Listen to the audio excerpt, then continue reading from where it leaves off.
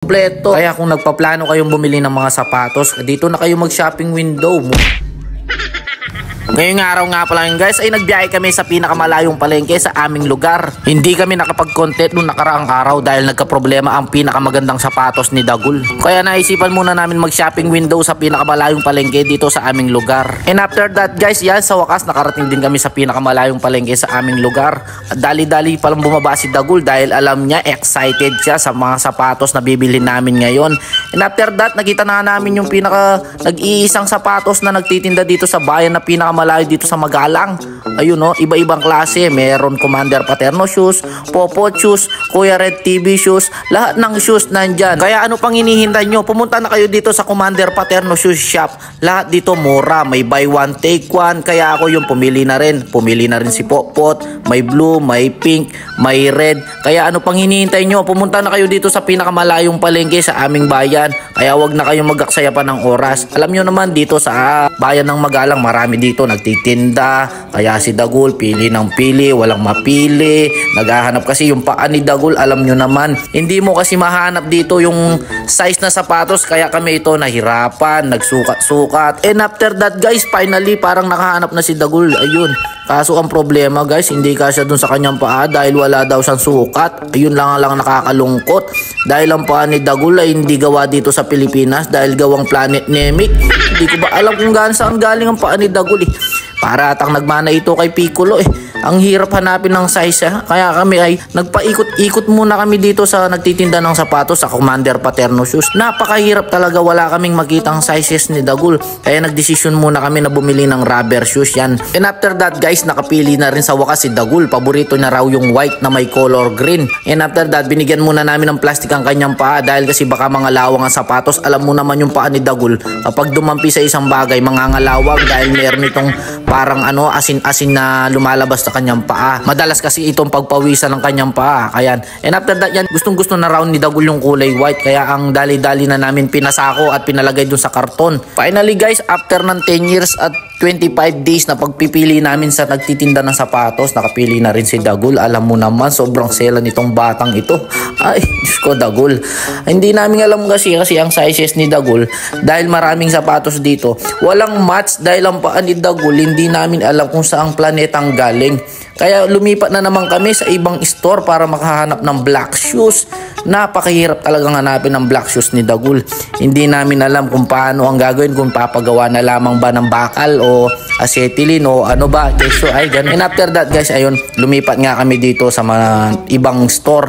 Kasi dito parang maraming sapatos dito. Kaya ayun, si Potpot nagpili-pili na rin. Parang gusto niya rin payatang pabili ng sapatos. Sabi ko, wag ka nang bumili ng sapatos. Ipambili mo na lang ng ngipin mo para kompleto yung smiling face mo.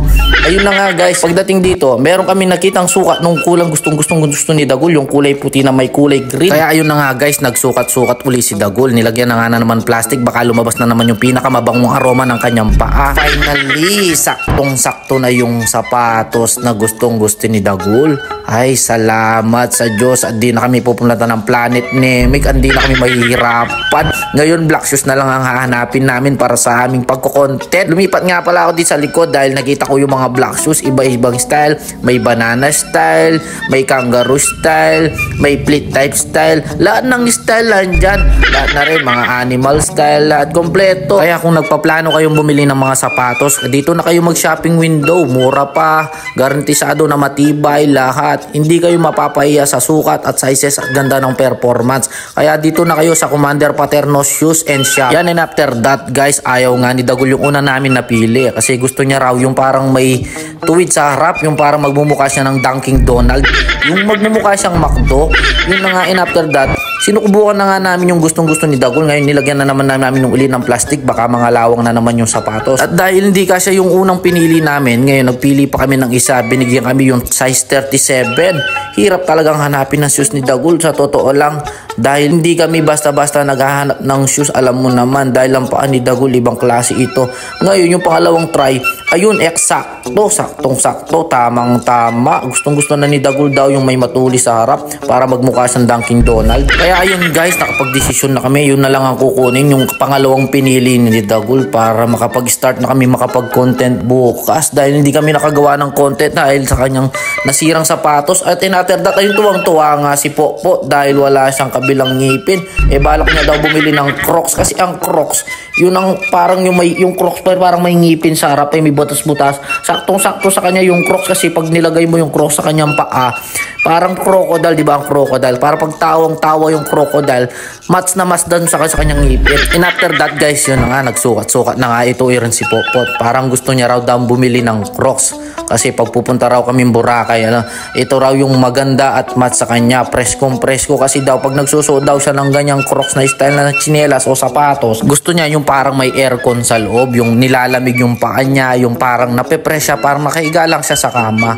And after that guys, parang walang napili si Potpot, kaya nalungkot nga yung bebenta, parang ayaw niya yung style kasi alam mo naman tong si Potpot, gusto niya yung medyo malambot, yung parang humihiga lang, para yung paa niya ganyan, lakad lang ng lakad. Medyo may pagkamaselan din kasi itong si Popot, gusto niya kasi quality, parang yung kanyang ngipin. And after that guys, sa pinakahaba-haba ng oras naming pagpipili ni Popot, na daw siyang nahanap dahil gustong-gusto niya raw yung parang may split type, dahil daw yung mga tinitinda rito puro window type. Kaya napag-isip-isip kami na umuwi na lang muna kami dahil total nakabili na rin si Dagul. Ayun na nga guys, at uuwi na kami dahil nakabili na kami ng sapatos na hinahanap namin sa pinakamahabang panahon. Nalulungkot nga si Potbot dahil wala siyang napili sa Crocs. Sabi ko sa kanya, huwag mawala ng pag-asa dahil bukas meron ipamimigay na manok at hotdog dahil habang nabubuhay may pag-asa. And after that guys, yun na nga, umuwi na kami at dumiretso nga kami dun sa nagtitinda ng buko dito sa Palamigan, dun sa malapit sa palengke.